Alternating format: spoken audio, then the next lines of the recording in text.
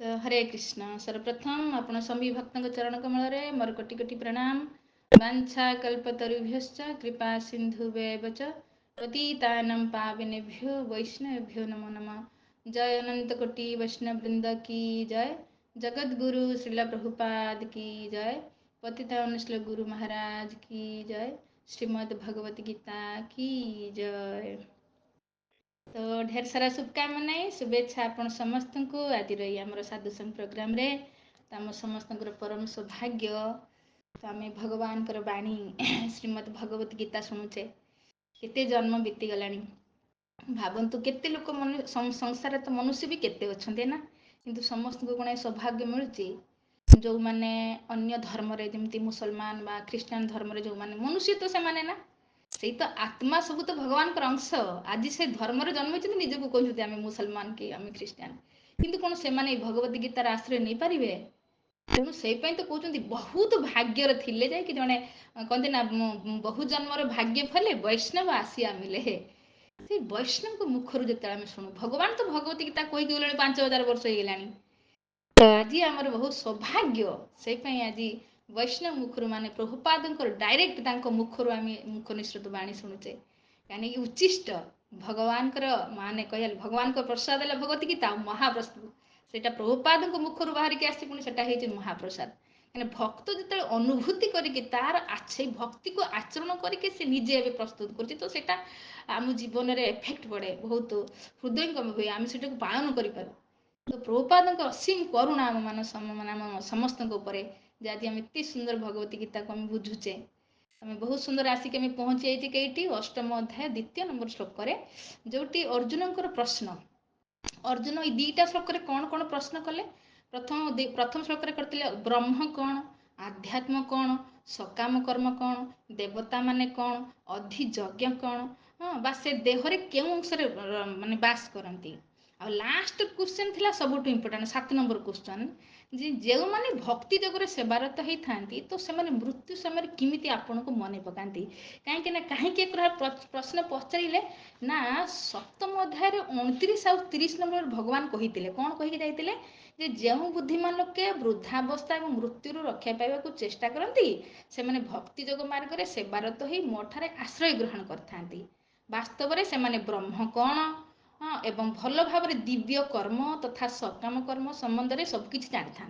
तो से प्रश्न पड़े सकाम कर्म कौन ब्रह्म कौन से किमिति जानी था तो ये सब प्रश्न जो अर्जुन पचार तो वास्तविक प्रभुपाद जमी कहते अर्जुन तो कृष्ण चेतन व्यक्ति से तो परम भक्त आम मान को पचार तो ये बहुत सुंदर भगवान गोटे नाम कहते मधुसूदन भगवान मधु नामक असुर को मारी विनाश करते नष्ट करते से भाई आम मान भितर जो संशय भगवान को लेकिन तो ये संशय को दूर करें केवल भगवान तो से बहुत सुंदर नाम दूसरी भगवान आपन ही केवल मोर संशय को दूर करें तो बहुत सुंदर उत्तर तो भगवान आम कहे चतुर्थ पंचम नंबर श्लोक आम शुणा किंतु सबुठ मुख्य प्रश्न है अंतिम समय किमिति भक्त माने आपन को मन पकई पारती कहीं एटा ही मनुष्य जीवन लाभ हाँ आम जदि पचार मनुष्य जीवन लाभ कौन तो साधारण व्यक्ति कौन भाव बहुत पैसा जी कमाऊ बड़ बड़ घरे रही बीएमडब्ल्यू कार रे बुलूव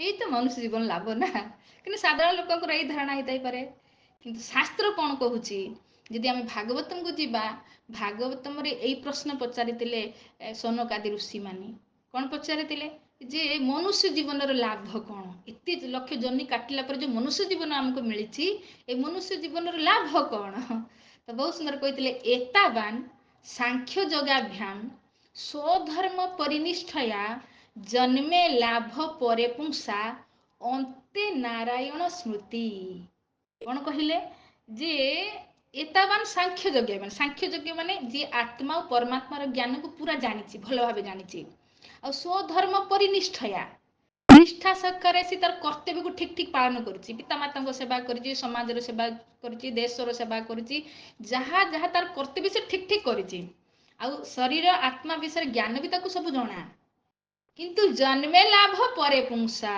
मनुष्य जीवन लाभ सेतेबेले अंते नारायण स्मृति कौन अंतरे माने मृत्यु समय से नारायण को स्मरण कला कि ଯଦି ନ କଲା ତ ଶ୍ରମ ଏବ ହିଁ କେବଲମ୍, ତ ବେକାର, ତା ମନୁଷ୍ୟ ଜୀବନ ବେକାର ଗଲା। କାହିଁକିନା ଆମ ପରୀକ୍ଷା କେତେବେଳେ ହବ ନା ମୃତ୍ୟୁ ସମୟରେ। ତ ଯେତେବେଳେ ମୃତ୍ୟୁ ସମୟରେ ମନେ ପକେଇବା ତ ଏଇ 84 ଲାख ଯୋଉ ବାରମ୍ବାର ଜନ୍ମ ମୃତ୍ୟୁ ଖତମ ଫୁଲ ଷ୍ଟପ୍ ମାରିବ, ସେତେବେଳେ ଆମେ କୋଉଠିକି ଯିବା? ଜାନ୍ତି ପରାମ ଗତିଂ, ଭଗବାନଙ୍କ ଧାମକୁ। ତ ସେଇଟା ହେଲା ମନୁଷ୍ୟ ଜୀବନର ଲାଭ। ତ ସେପାଇଁ ଅର୍ଜୁନ ପଚାରୁଛନ୍ତି କେମିତି ଜଣେ ମନେ ପକାଏ? ଅନ୍ତିମ ସମୟରେ କାହିଁକି ନା ଏଠି କୁଳଶେଖରଙ୍କ ବିଷୟରେ ଯୋଉ ପ୍ରଭୁପାଦ ଲେଖିଲେ, କୁଳଶେଖର କ'ଣ କହୁଥିଲେ? କାହିଁକିନା ଅନ୍ତିମ ସମୟରେ ଆମର କ'ଣ ହୁଏ? କଫ ବାତ ଭିତରେ ଶରୀର ଜର୍ଜରିତ ଥାଏ। ତ କୌଣସି ଇନ୍ଦ୍ରିୟ ଆଉ ଏତେ କାମ କରେନି, କଷ୍ଟ ବହୁତ ହୁଏ। କ'ଣ ସେତେବେଳେ ଆମେ ଭଗବାନଙ୍କୁ ମନେ ପକେଇ ପାରିବା କି? କାହିଁକିନା ମନେ ପକେଇଲେ ସିନା ଭଗବତ ଧାମକୁ ଯିବା, ପଞ୍ଚମ ଶ୍ଲୋକରେ କହିବେ ଭଗବାନ। କିନ୍ତୁ ଆମେ ତ ବହୁତ କଷ୍ଟରେ ଥାଉ, ତ କେମିତି ମନେ ପକେଇବା? ତ ଭଗବାନ ଏଠି ବହୁତ ସୁନ୍ଦର କହିବେ, ଯେଟା ଅଭ୍ୟାସ ଯୋଗ ଯେତେବେଳେ, ଯଦି ଜଣେ ଅଭ୍ୟାସ କରିଥିବ, ଯେମିତି ଗୋଟେ ଛୁଆ ଯଦି ତାର ପରୀକ୍ଷା କେତେବେଳେ ଜଣା ପଡେ ସେ ଭଲ ପଢୁଛି ବୋଲି ନା, ତାର ରେଜଲ୍ଟ ଆସେ ହେଲା। ଯଦି ସିଏ ମାର୍ଚ୍ଚରେ ପରୀକ୍ଷା ହବ, ଯଦି ସିଏ ଏପ୍ରିଲ ଟୁ ପଢିଥିବ, କ୍ଲାସ ୱାର୍କ ହୋମୱାର୍କ ଭଲକି ପଢିଥିବ, ତାହେଲେ ସେ ନିଶ୍ଚୟ ରେଜଲ୍ଟ ଭଲ କରିବ। ଆଉ ଯଦି ଖେଳି କୁଦିକି ଟିଭି ଦେଖିକି ସମୟ ନଷ୍ଟ କରିଥିବ, ଆଉ ଲାଷ୍ଟରେ ଯୋଉ ପରୀକ୍ଷା ହବ ସେ କ'ଣ ଭଲ ରେଜଲ୍ଟ କରିବ କି? କରିବନି। ସେଇଭଳି ଆମ ଜୀବନରେ ଯଦି ଆମେ ମାନେ ଜନ୍ମଠୁ ନେଇକି ମୃତ୍ୟୁ ପର୍ଯ୍ୟନ୍ତ ଆମେ କେବଳ ସମୟକୁ ନଷ୍ଟ କରିଥିବା, କେଇଟି ତାସ ଖେଳିଥିବା, ପରଚର୍ଚ୍ଚା, ଆଉ ସବୁଠୁ ବଡ ତ ଟିଭି ଦେଖା, ସିରିଏଲ, କୌଣସି ସିରିଏଲ ବାଦ ଯିବାର ନାହିଁ। ତ ପୁରା ଜୀବନ ଯଦି ଆମେ ଏଇଭଳି ବିତେଇଥିବା, ଲାଷ୍ଟ ସମୟରେ କ'ଣ ଭଗବାନ ମନେ ପଡିବେ? ତ ସେଇପାଇଁ ଏଠି କୁହାହଉଛି, ଭଗବାନ ସିନେ କହିଲେ ଯିଏ ମୋର ଭକ୍ତି ଯୋଗ ମାର୍ଗରେ ସେବାରତ ଥିବ, ତ ସିଏ ମନେ ପକେଇବ ନିଶ୍ଚୟ। କାହିଁକିନା ଯେଟା ସିଏ ଅଭ୍ୟାସ କରିଛି ମନେ ପକେଇବ। କିନ୍ତୁ ଯଦି ଅଭ୍ୟାସ କରିନଥିବ, କେବେ ସମ୍ଭବ ନୁହଁ। ଏଇ ଆମ ହିନ୍ଦୁ ଧର୍ମରେ ଦେଖିବେ, ଆମେ ସମସ୍ତେ ଜାଣିଛେ ଏଇ ଜିନିଷଟାକୁ, ଯେତେବେଳେ ମୃତ୍ୟୁ ସମୟରେ କୌଣସି ବୁଢା ବା ବୁଢୀର ଜୀବନଟା ଯାଉନଥିବ, ବହୁତ କଷ୍ଟ ପାଉଥିବ, ଆପଣମାନେ ଦେଖିଥିବେ କ'ଣ କରନ୍ତି ସେଇ ସମୟରେ? ଆରେ ଏଇ ବୁଢୀଟା ଦାନ ପୁଣ୍ୟ ଜୀବନ ସାରା କରିନି, ସେମିତି ପ୍ରାଣଟା ଯାଉନି, ଗୋଟେ କାମ କର, ବ୍ରାହ୍ମଣ ବୈଷ୍ଣବ କିଛି ଦାନ ଦେଇଦିଅ, ହେଲା। ଏମିତି ଆପଣ ଦେଖିଥିବେ। ତ କିଛି ବ୍ରାହ୍ମଣ ବୈଷ୍ଣବଙ୍କୁ ଡାକିକି କିଛି ଚାଉଳ, ଡାଲି, ଯୋଉ ବି ସବଜି ମବଜି, କ'ଣ ଟଙ୍କା ପଇସା ଦକ୍ଷିଣା ଟିକେ ଦାନ ଦେଇ ଦିଅନ୍ତି। ଆଉ ସେଇ ସମୟରେ କ'ଣ କରନ୍ତି? ଏ ଟିକେ ଜୀବନଟା ଯାଉନି ନା, ଟିକେ ହରିନାମ କର, ବସିକି ତା ପାଖରେ ଟିକେ ହରିନାମ କର, ଟିକେ ଗୀତା ଭାଗବତ ପଢ, ୟା ତା ପାଟିରେ ଟିକେ କ'ଣ ଗଙ୍ଗା ଜଳ, ତୁଳସୀ ପତ୍ର ଟିକେ ତା ପାଟିରେ ଦିଅ। ଏଇଟା ଆପଣମାନେ ସମସ୍ତେ ଜାଣିଥିବେ, ମୃତ୍ୟୁ ସମୟରେ ଏଇଟା ସମସ୍ତେ କରନ୍ତି। କାହା ପାଇଁ କରନ୍ତି? ଯିଏ ଆଉ କିଛି ନା ସେ ଗୀତା ଭାଗବତ ଶୁଣି ପାରିବ, ନା ନାମ ତା କାନରେ ଯିବ, ନା ସେ ଦାନ କଲା ବୋଲି ଅନୁଭବ କରିବ, କିଛି ନାହିଁ। ଆପଣ ଚିନ୍ତା କରନ୍ତୁ, ଛୁଆ ଯଦି ଜୀବନ ସାରା ପାଠ ପଢିଲାନି, ଆପଣ ଲାଷ୍ଟ ମୋମେଣ୍ଟରେ ପରୀକ୍ଷା ବେଳେ ଯାଇ କହିବେ, ସାରେ ମୁଁ ଟିକେ, ଛୁଆଟା ତ ପାଠ ପଢିଲାନି, ମୁଁ ଟିକେ ତା ପାଇଁ ଦେଖିଦେମି, ସାର୍ ଏଲାଉ କରିବେ କି? କରିବେ କି? ମାନେ ସିଏ ତ ପଢିଲାନି, ଜୀବନଟା ସାରା ଖେଳି କୁଦିକି ନଷ୍ଟ କଲା, ଆପଣ ଯାଇ କହିବେ ମୁଁ ଟିକେ ଲେଖିଦେମି, ସମ୍ଭବ ନୁହେଁ। ସେଇଭଳି ଜୀବନ ସାରା ଇଏ ବୁଢୀ ବଡା ଗୁଲି ଖଟି ମାରିଲେ ଚଉରାହାରେ ବସିକି, ଭଗବାନଙ୍କ ନାମ ନେଲେନି, ନା ଗୀତା ଭାଗବତ ପଢିଲେ, ନା କିଛି ଦାନ ପୁଣ୍ୟ କଲେ। ଆପଣ ଏବେ ମୃତ୍ୟୁ ସମୟରେ କହିବେ ମୁଁ ଟିକେ ତା ପାଇଁ ଦାନ ପୁଣ୍ୟ କରିଦିଏ, ତା କାନ ପାଖରେ ଯାଇକି ନାମ ଶୁଣେଇ ଦିଏ, ତା କାନ ପାଖରେ ଗୀତା ଭାଗବତ ପଢିଦିଏ, ହବ? ଯମରାଜକୁ ଠକେଇବା ଆମେ? ତ ସେଇ କାମଟାକୁ ଯେଟା ମୃତ୍ୟୁ ସମୟରେ କରୁଛେ, ଆମର ଇସ୍କନ ସଂସ୍ଥା ସେଇଟା ହିଁ କହୁଛି, ସେଇଟା ହିଁ କହୁଛି ଭାଇ ତମେ ମୂଳରୁ କର ସେଇଟାକୁ। ଡେଲି ଗୀତା ଭାଗବତକୁ ପଢ, ଡେଲି ଭଗବାନଙ୍କ ନାମ କର, ଡେଲି ସେ ଯୋଉ ଗଙ୍ଗା ଜଳ, ତୁଳସୀ ନା ମହାପ୍ରସାଦ କୁହନ୍ତି, ନିର୍ମାଲ୍ୟ ଟିକେ ତା ପାଟିରେ ଦିଅ, ନିର୍ମାଲ୍ୟ ମାନେ ମହାପ୍ରସାଦ। ଡେଲି କାହିଁ ଖାଇବନି ମହାପ୍ରସାଦ ଭଗବାନଙ୍କୁ ଲଗେଇକି? ତ ଡେଲି ଯଦି ଆମେ ଭଗବାନଙ୍କ ମହାପ୍ରସାଦ ଭଗବାନଙ୍କୁ ଅର୍ପଣ କରି ଖାଉଥିବା, ଡେଲି ଭଗବାନଙ୍କୁ ଅର୍ପଣ କରିଥିବା ଯୋଉ ଜଳ, ତୁଳସୀ ଜଳ, ତ ସେଟାକୁ ଯଦି ଆମେ ଡେଲି ପାନ କରୁଥିବା, ଆଉ ଡେଲି କିଛି ଦାନ, ମାସରେ ଆମେ କୁହନ୍ତି ଦାନ କେତେବେଳେ କରିବେ? ଦ୍ୱାଦଶୀ ତିଥିରେ ଦାନ କରିବାର ବିଧାନ ରହିଛି ବ୍ରାହ୍ମଣ ବୈଷ୍ଣବକୁ। ଏକାଦଶୀ ବ୍ରତ କଲେ, ଦ୍ୱାଦଶୀ ଦିନ ତ ଆମେ କିଛି ବୈଷ୍ଣବଙ୍କୁ ଭୋଜନ ଦେଲେ, କିଛି ଦକ୍ଷିଣା ଦେଲେ। ତ ଇଏ ଯଦି ଆମେ ପୁରା ଜୀବନଟା କରିଛେ, କୁମାର ଆଚରତି ପ୍ରାଜ୍ଞ, ଶାସ୍ତ୍ର କହୁଛି କୁମାର ଅବସ୍ଥାଟାରୁ ଯଦି ଆମେ କରିଛେ, ତ ପାସ୍ ହବାନି? ମୃତ୍ୟୁ ସମୟରେ ଆମେ ପାସ୍ ହବାନି? ବିଚାର କରନ୍ତୁ। ତ ଯେ କାମଟା ତମେ ମୃତ୍ୟୁ ସମୟରେ କରୁଛ, ଜୀବନ ସାରା ପୁଣି ତମେ ତାଙ୍କ ପାଇଁ କରୁଛ, ଯିଏ ମରୁଛି ସିଏ ତ କରିପାରିବନି କିଛି, ତମେ ତାଙ୍କ ପାଇଁ, ଏଇଟା ସମ୍ଭବ? ତ ସେଇ ପାଇଁ ଯଦି ଆମେ ଏଇ କାମଟାକୁ ଯଦି ଆମେ କୁମାର ଅବସ୍ଥାଠାରୁ ଆରମ୍ଭ କରିବା, ଗୀତା ଭାଗବତକୁ ପଢିବା, ଭଗବାନଙ୍କ ନାମ କରିବା, ମହାପ୍ରସାଦ ଖାଇବା, ତୁଳସୀ ଜଳ, ଗଙ୍ଗା ଜଳ ଡେଲି ପିଇବା, ତ କିଛି ଦ୍ୱାଦଶୀ ଦିନରେ କିଛି ବୈଷ୍ଣବ ଦାନ କରିଥିବା, ତ ଚିନ୍ତା କରନ୍ତୁ ଆପଣ ପରୀକ୍ଷାରେ ପାସ୍ ହେବେନି? ମୃତ୍ୟୁ ରୂପୀ ପରୀକ୍ଷାରେ ରିଜନ୍ମେ ଲାଭ ପରେ ବଂଶା, ନିଶ୍ଚୟ ଅନ୍ତ ସମୟରେ ଭଗବାନ ସ୍ମରଣ କରିଦେବେ। କାହିଁକି? ଆମେ ତ କଫବାତ ଭିତରେ ଜର୍ଜରିତ ଥିବା, କିନ୍ତୁ ଭଗବାନ କହୁଛନ୍ତି ମୁଁ ମୋ ଭକ୍ତଙ୍କୁ ମନେ ପକାଇ ଦିଏ, କାହିଁକିନା ସେ ଭଗବାନ ତ ଦେଖୁଛନ୍ତି ନା ପ୍ରତ୍ୟେକ ଦିନ ଆମେ କ'ଣ କରୁଛେ ଠକି ପାରିବାନି, କାହିଁକିନା ଭଗବାନ ପରମାତ୍ମା ରୂପରେ ସାକ୍ଷୀ ରୂପରେ ସବୁ ଦେଖୁଛନ୍ତି। ବର୍ତ୍ତମାନ ଯେ ଆମେ ସମସ୍ତେ ଜୁମ୍ ପ୍ଲାଟଫର୍ମରେ ଭଗବାନଙ୍କ କଥା ଶୁଣୁଛେ, କ'ଣ ଜାଣୁନାହାନ୍ତି ଭଗବାନ? ତ ଇଏ ଯେତେବେଳେ ଆମେ କରୁଥିବା ଜୀବନର ଆରମ୍ଭରୁ, ତ ନିଶ୍ଚୟ ଆମ ଜୀବନର ସକ୍ସେସ୍ ହବ। ସେଇଟା ଭଗବାନ ବିଶ୍ୱାସ ଦେଲେ ଯେ କୁହନ୍ତି ଯଦି ଏଇ ପ୍ରଶ୍ନଟା ଆସେ କ'ଣ ଆମେ ମନେ ପକାଇ ପାରିବା ନା, ତ ବହୁତ ସୁନ୍ଦର ଶ୍ରୁତିରେ ଅଛି, ଭଗବାନ ବଚନ ଦେଉଛନ୍ତି ଯେ ବାତାଦି ଯଦି ଦୋଷେନ ମଦ୍ଭକ୍ତ ଅହମ୍ ନ ସ୍ମରାମି, ଅହମ୍ ସ୍ମରାମି ମଦ୍ଭକ୍ତ ଦଦାମି ପରମଂ ଗତିମ୍। କହୁଛନ୍ତି ବାତାଦି କଫ ବାତ ପିତ୍ତରେ ଯଦି ମୋ ଭକ୍ତ ମୋତେ ସ୍ମରଣ କରି ନ ପାରିଲା, ତ ମୁଁ ତାକୁ ସ୍ମରଣ କରେଇଦେମି। କେଇଟିକି ଦେମି? ଦଦାମି ପରମ ଗତିମ୍। ଦଦାମି। ହରେ କୃଷ୍ଣ, କାହାର ଖୋଲିଗଲା ପ୍ଲିଜ? ତ ଭଗବାନ ଏଠି ବଚନ ଦେଉଛନ୍ତି, କିନ୍ତୁ ଯେତେବେଳେ ଦେଖିଯିବା ଆରେ ଜୀବନଟା ସାରା ମୋ ପାଇଁ କେତେ ସାକ୍ରିଫାଇସ୍ କରୁଛି, ନା କୋଉଠି ବାହାଘର, ନା ପାର୍ଟି, ନା ସାଟି, କୋଉଠି ଯିବାର ନାହିଁ, ମୋ ପାଇଁ ସେ ମୋତେ ପ୍ରାପ୍ତ କରିବା ପାଇଁ ସେ ତା ଜୀବନଟା ଜଳାଞ୍ଜଳି ଦେଇଛି। ତ ଏଥିରେ ବିଶ୍ୱାସ କରନ୍ତୁ ଭଗବାନ ବହୁତ ଦୟାଳୁ। ତ ସେ ଦେଖିବେ ନାହିଁ ମୋ ପାଇଁ ସେ ଯାହାର ଜୀବନକୁ ଦେଇଛି, ପୁରା ଇନ୍ଦ୍ରିୟରେ ସମୟକୁ ବର୍ବାଦ ନ କରିକି ମୋହରି ସେବାରେ ଲଗେଇଛି, ସେ କହୁଛି ଭକ୍ତି ଯୋଗରେ ସେବାରତ। ବାରମ୍ବାର ଦେଖିବେ ଭଗବାନ କହୁଛି ଭକ୍ତି ଯୋଗରେ ସେବାରତ। ଭକ୍ତି ଯୋଗ ମାନେ ପ୍ରେମପୂର୍ଣ୍ଣ ସେବା। ମାନେ ଆମେ ଏମିତି ସେବା କୋଉଥିରେ କରୁ? ଆଖିରେ ଦେଖୁଛେ କ'ଣ ଦେଖୁଛେ, କାନରେ ଶୁଣୁଛେ ଆମେ କ'ଣ ଶୁଣୁଛେ, ଜିଭରେ କହୁଛେ ଆମେ କ'ଣ କହୁଛେ। ତ ଯଦି ଆମେ ଭଗବତ କେନ୍ଦ୍ରିତ ଆମେ ସବୁ କିଛି କରିଥିବା, ତ ଏଥିରେ କୌଣସି ଡାଉଟ୍ ନାହିଁ। ଭଗବାନ କହୁଛି ନ ସଂଶୟ, 55 ନମ୍ବର ଶ୍ଲୋକରେ କହିବେ, ଏଥିରେ କୌଣସି ସଂଶୟ କରିବାର ନାହିଁ। ପଦଦାମି ପରମ ଗତି, ସେ ମୁଁ ତାକୁ ନିଶ୍ଚୟ ପରମ ଗତି ପ୍ରାପ୍ତ କରି, ମାନେ ମୋ ଧାମକୁ ମୋ ପାଖକୁ ନେଇ ଆସିମି। ତ ଏଇଟା ହିଁ ଭଗବତ ଗୀତା ଆମ ସମସ୍ତଙ୍କୁ ସନ୍ଦେଶ ଦେଉଛି, ଏଇଟା ହିଁ କରିବା ପାଇଁ କହୁଛି।